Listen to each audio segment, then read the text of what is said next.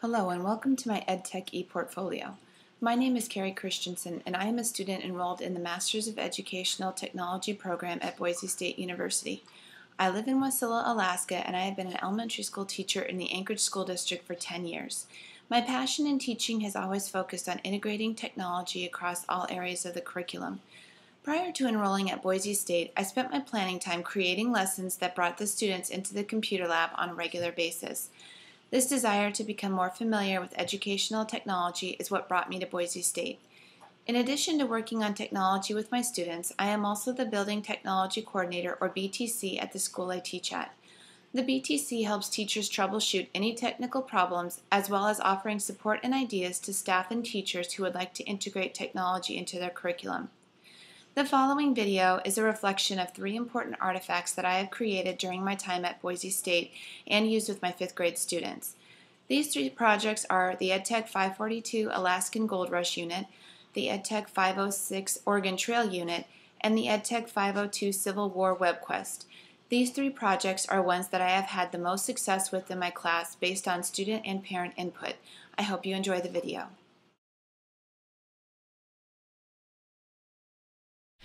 The Alaskan Gold Rush Unit was created this summer while I was enrolled in EdTech 542. EdTech 542 taught me how to create a lesson using the project-based learning format. Project-based learning provides students with the opportunity to learn about an aspect of the curriculum by answering a complex question provided by the teacher. Students learn the answer to the questions by researching on the internet and completing formative and summative assessments. I have taught the Alaskan Gold Rush curriculum for the past 7 years with the 5th graders in my class. The difficulty has always been there was no teacher material provided to use with the students. What I would do is create worksheets and have the students find the answers using reference material on the internet. It would turn boring pretty quickly.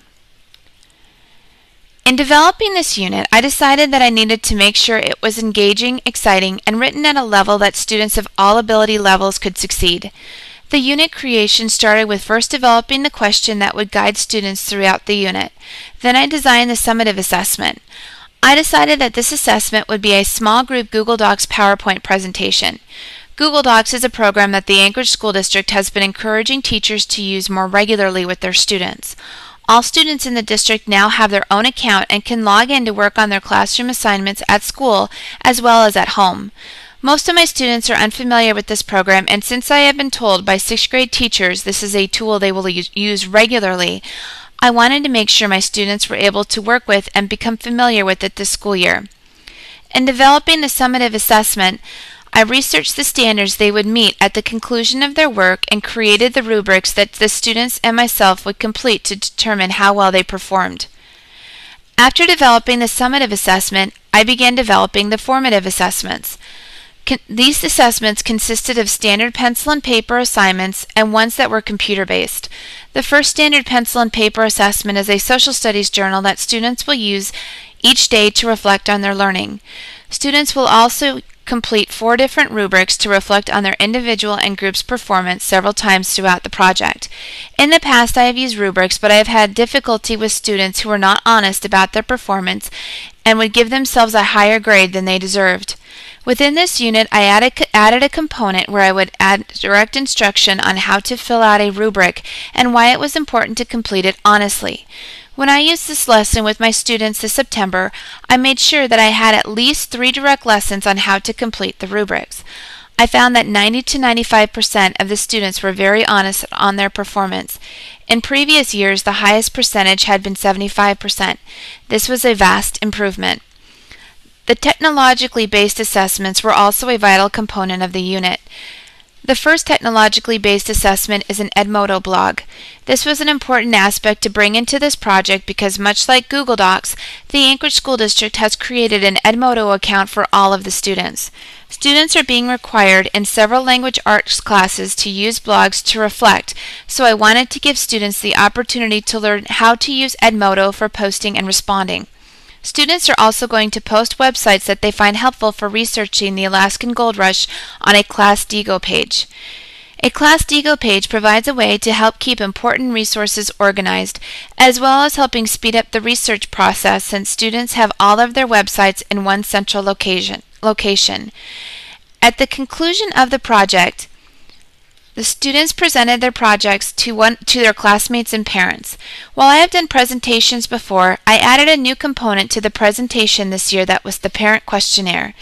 I was somewhat reluctant to use this product because I wasn't sure how the parents would respond to having homework from the teacher, but 100% of my parents responded. They offered great suggestions for improving the project, as well as which components I should keep for the following school years. This project was a great experience for me. The students were engaged and I enjoyed going through the project with them. This will definitely be one I will use again next year.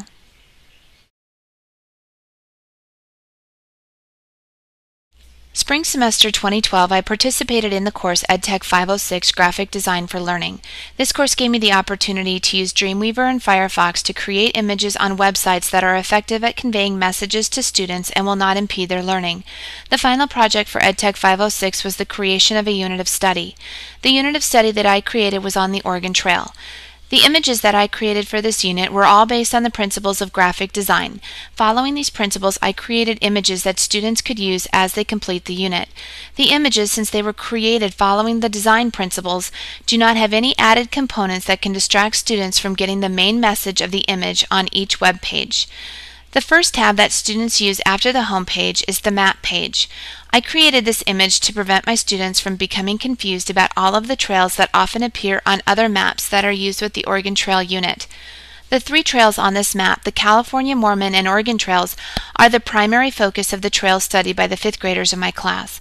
This map was vital for me to create because it focuses just on the trails the students will study, the states that the trails go through, and the trails are color-coded to make them easy to determine where they begin and end.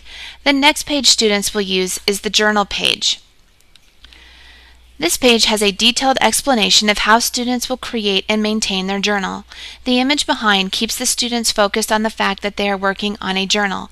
Maintaining the directions for completing the daily journal entries online also prevents students from losing them and not knowing my expectations. The next image students will use is under the tab Image. When I have used this assessment in the past, students have struggled with completing all components of the assignment. They would skip over step 4 and constantly go back to their cubby to get more materials to complete their project. This back and forth was distracting for the students. By having all of the steps in descending order with the numbers and a big arrow, students are able to see the directions that they need to complete the items. It also has cut down on students missing steps and not completing the image in a timely manner. The Conestoga wagon image, much like the map image, was created to fulfill a need that I have experienced with this unit in the past. Students have difficulty visualizing how big a Conestoga wagon is and how many necessary parts there were on the wagon. This was the main mode of transportation along the trail, and people brought everything they needed to survive in it. In looking at images on the internet, I could find images of the wagon, small ones that had some parts labeled, or some that had way too many parts labeled. I decided to create an image that had parts of the wagon that were important to the 5th graders' curriculum and that was easy for them to see the inside and outside of the wagon. This image is exactly what was needed to address my concerns. The supplies image is used in conjunction with the Conestoga wagon.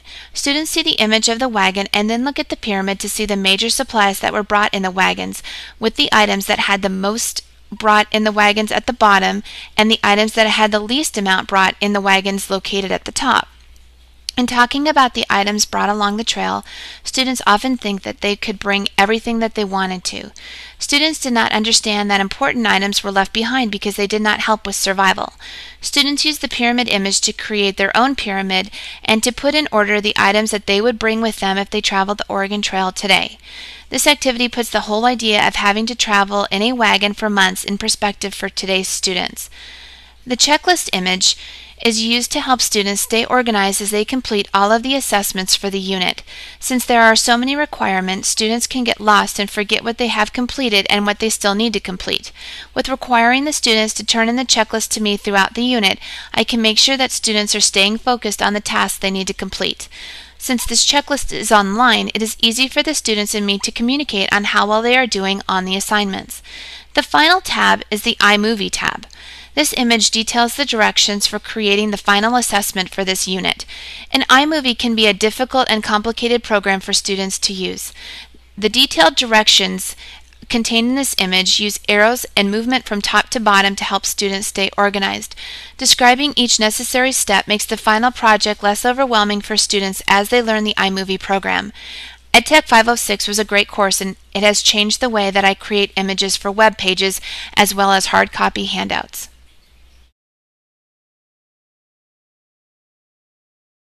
This final artifact was one that took me the most time to complete because it gave me the most trouble. I struggled with the links throughout the web quest. There were times that the links wouldn't work and then other times when they would. When this project was completed, I was very proud of myself. I have used this web quest with my students as well as shared it with the other 5th grade teachers in my school. Last year, 65 students completed this Civil War web quest. I was very excited and happy, not only because my colleagues decided to use my web quest out of all of the other examples, but because there were no technical issues and the students were very engaged. The benefit that I noticed from using a web quest as opposed to the standard method of instruction was the web quest has the students become a part of the adventure. On the task page, the directions state that the students are approached by the president and asked to create a section of a textbook that is non-biased. In reading through the task page, the section on biasness caused a big classroom conversation with my students. They were shocked that textbooks or books that were written on history could involve bias. We talked about how a textbook could be written in a non-biased manner. This discussion led to some of the best textbook entries that I have ever seen. They put a lot of thought into what they were writing and took pride when they shared their entries with each other. The process section of the web quest I found was very helpful for the students and teachers.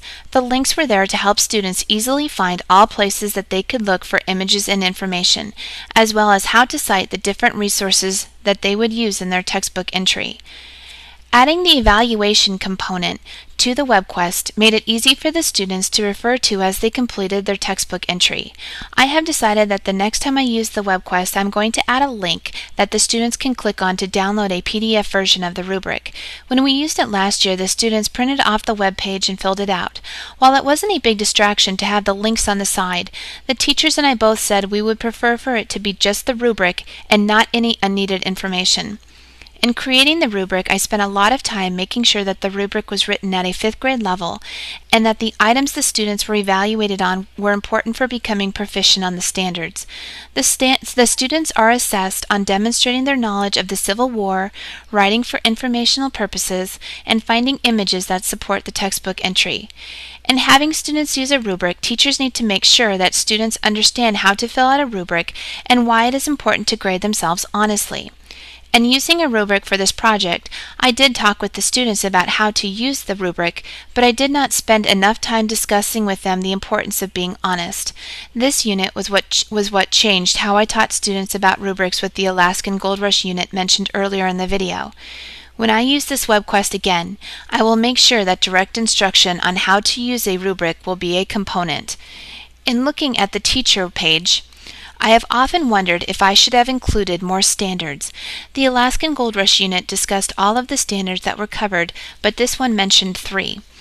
After using this unit with my students, I realized that I could have included several more from history, writing, reading, and the ISTE standards. While the importance of the web quest was not to worry about every single standard addressed, now with my school's movement towards the Common Core standards and being at a school that has not made adequate yearly progress in 3 years, I have to justify projects that I use outside of the adopted curriculum more often. While using a project that has 3 standards addressed is very good, I think that the administrator and parents would be even more impressed if I mentioned how many standards this lesson actually does address. With the movement towards integrating technology into the curriculum moving forward, I still find that there are often those that feel that the best way to instruct students is with the Back to Basics method, which uses a textbook and pencil and paper assessments. After having taught that way before, I can truly say that standard textbook and pencil and paper assessments do not meet as many standards as this unit did. Common Core standards have added technology into concepts that students need to become proficient on. Moving towards more technology in education is what we need to do to ensure that our students become proficient in all areas of the standards.